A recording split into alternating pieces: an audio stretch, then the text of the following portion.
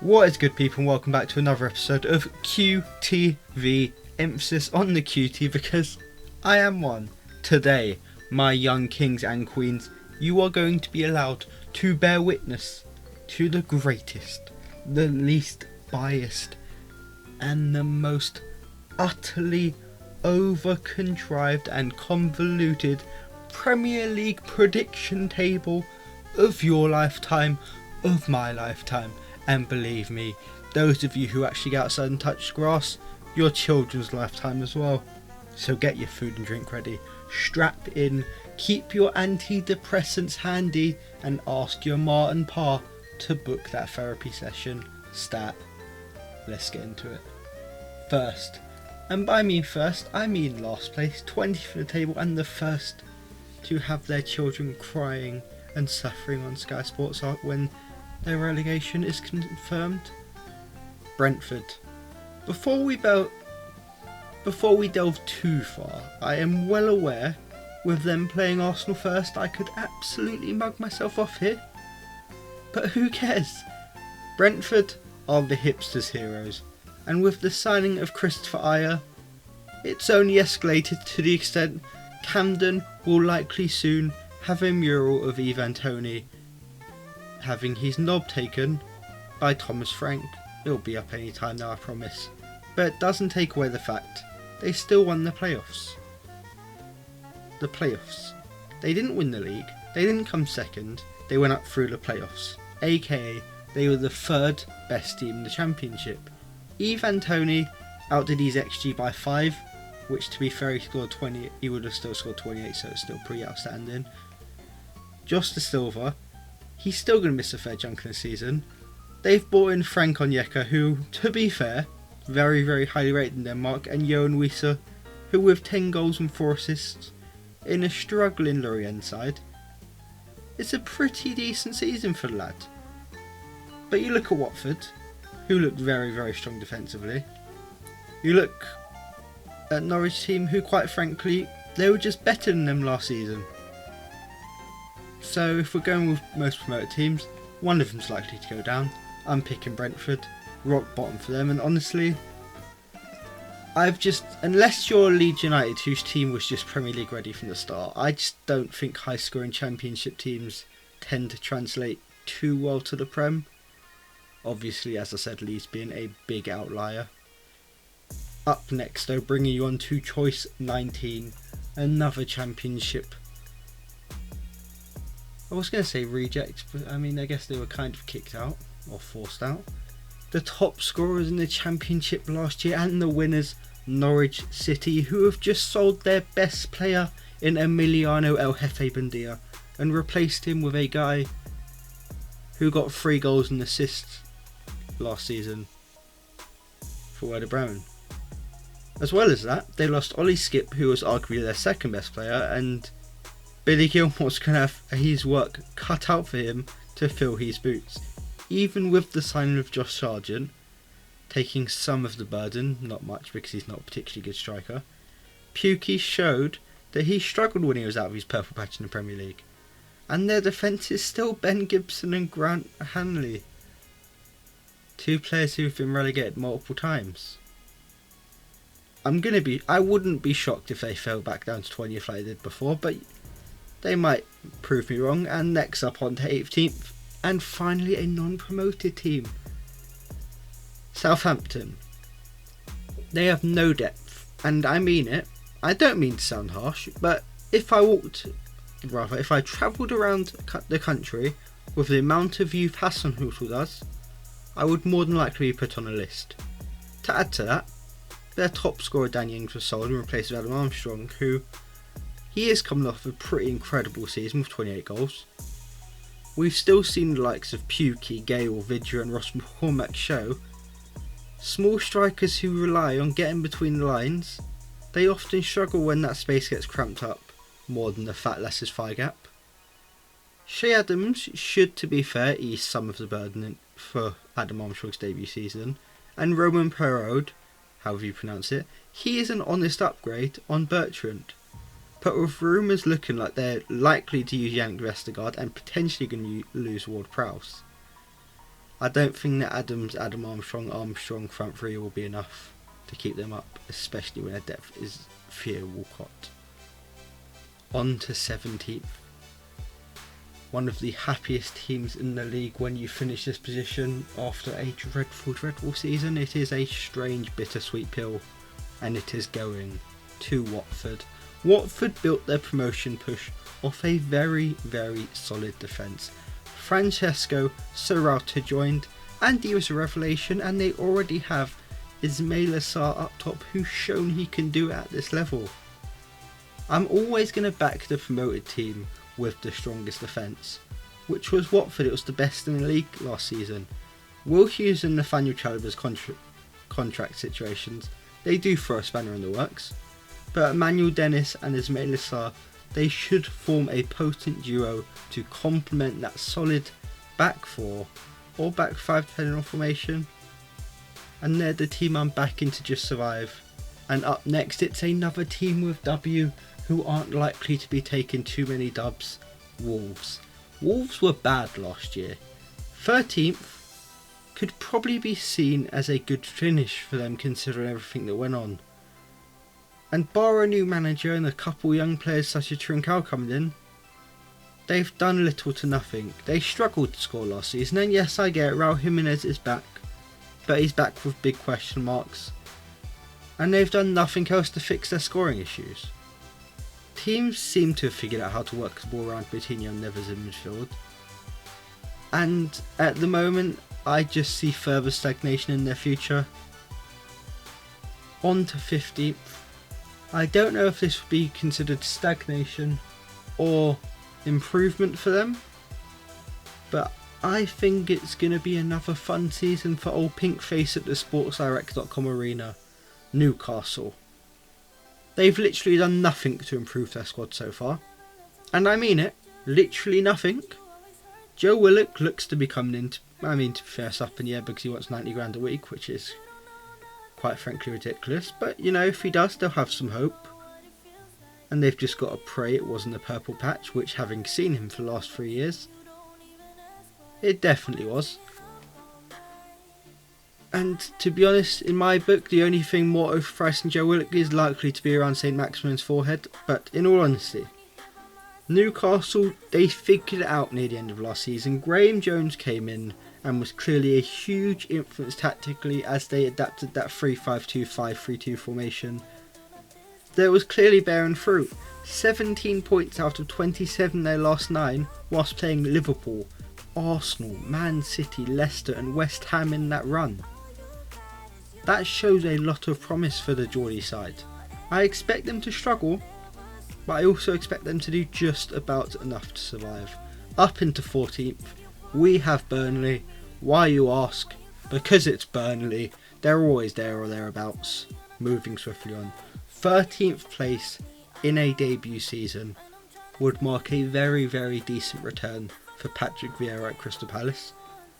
Their team has gotten significantly younger with the likes of Gallagher and, bear with me, I believe it's pronounced Gurley, but I'm going to call him Gaul, joining from Chelsea, Elise from Reading, Joachim Andersen headlining after finding his footing well at Fulham after a bit of a dodgy start.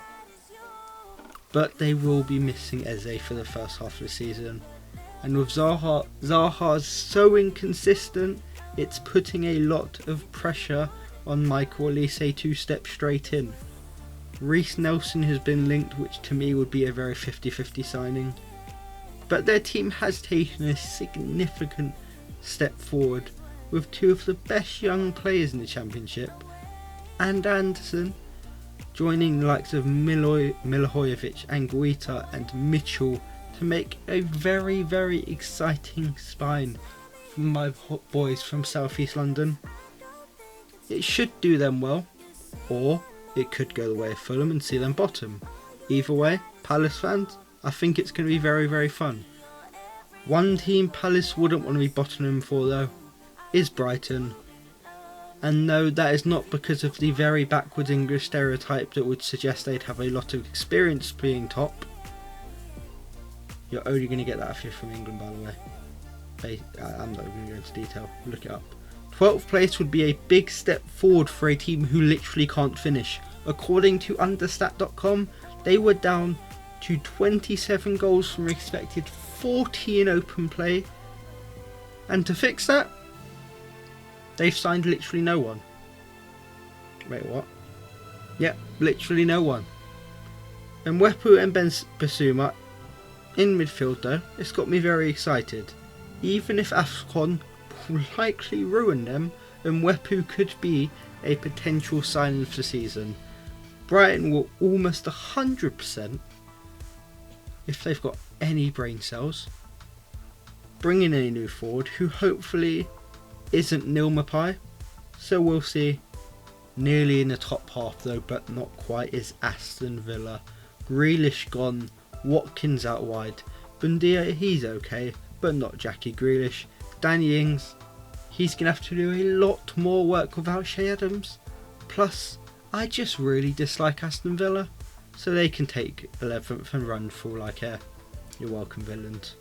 Now, on to the top half, 10th place. It's going to West Ham. Once we get to the top 10, honestly, it's very, very interchangeable for me. But West Ham, they haven't done much, in spite of the fact that they're in Europe, meaning they're definitely going to need a lot more depth. They've already lost Jesse Lingard, who was key to their push forward in the second half of the season. And yet they've done literally nothing. I'm sure a lot will change. They like to leave their business late, but unless they take some significant steps forward to show some ambition, I just see them being the picture of inconsistency West Ham fans before last season sadly became used to. Speaking of inconsistency though, up next is Everton, a team who might as well have done nothing so far with their signings. And to be honest, again, they're going to need a significant improvement throughout their team, especially on the wings, where Iwobi as a starter is just woeful. And I say that as a big fan of Big Wobes. But I do rate Rafa. As much as Everton fans hate him, he's a decent manager, and even with a whole lot of buggery going on behind the scenes, I see them basically just sticking to what they are. Probs hoping another big team has a fringe player they'd like to sell for an extortionate fee, so he can come to Goodison Park and be inconsistent some more. 9th place, Everton fans. Yeah, it must be getting pretty depressing up there. On to 8th.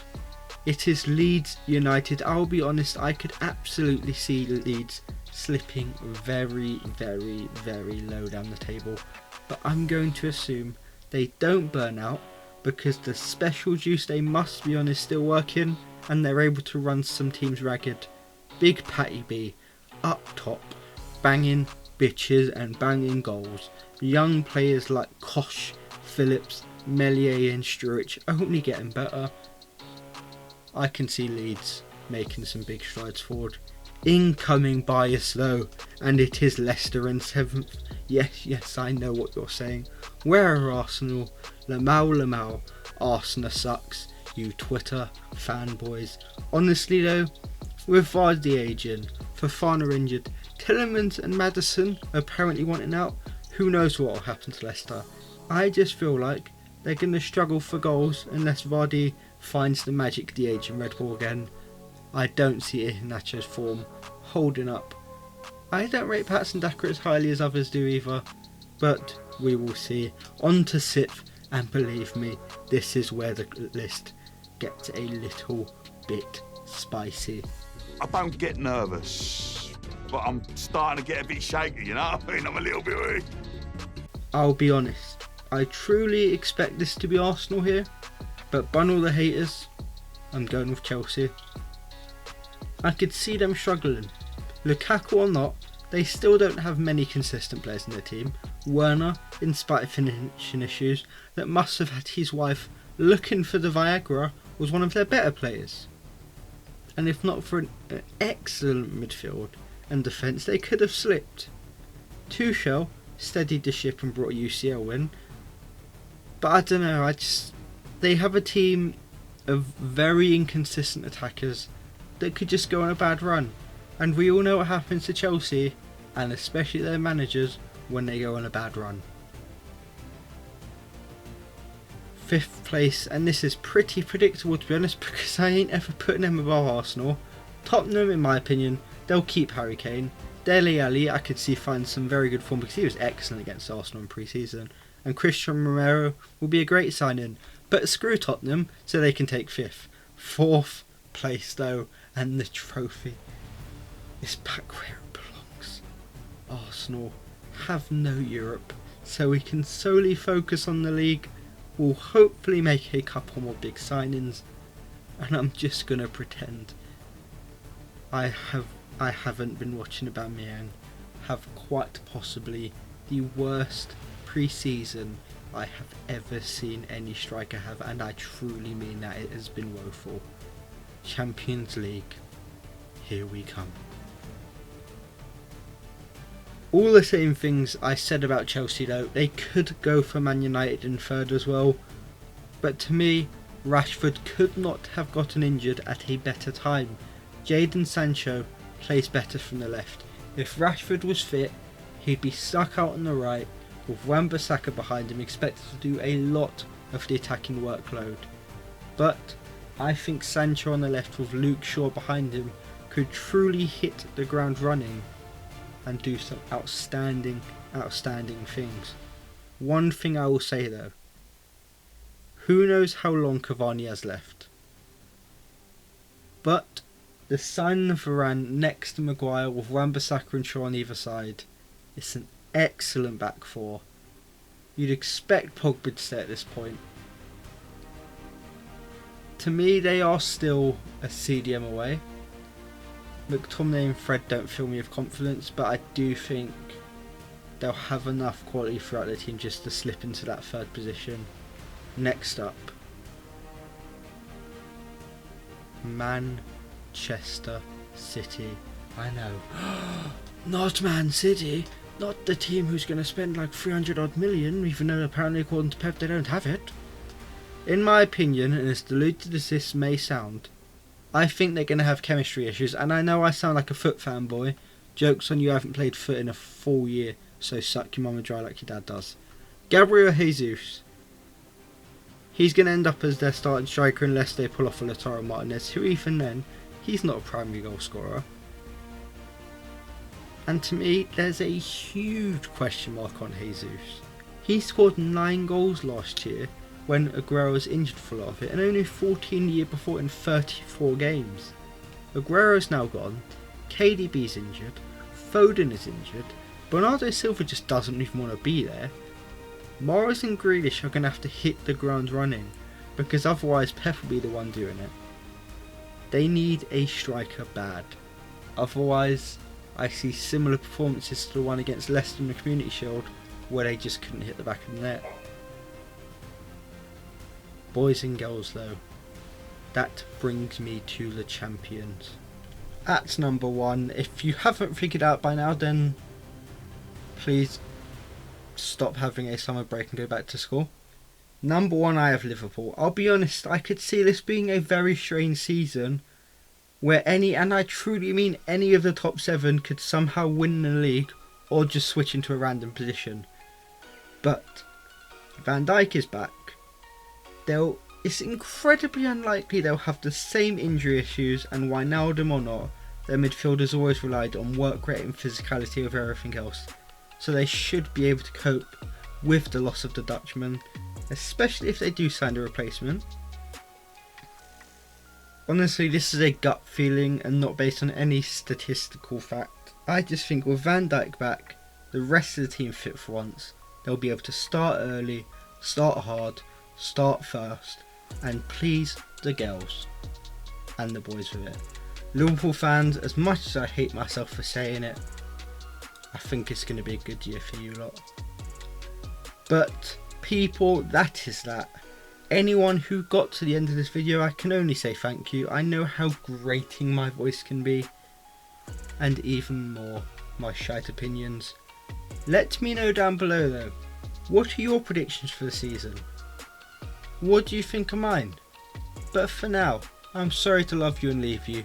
but peace.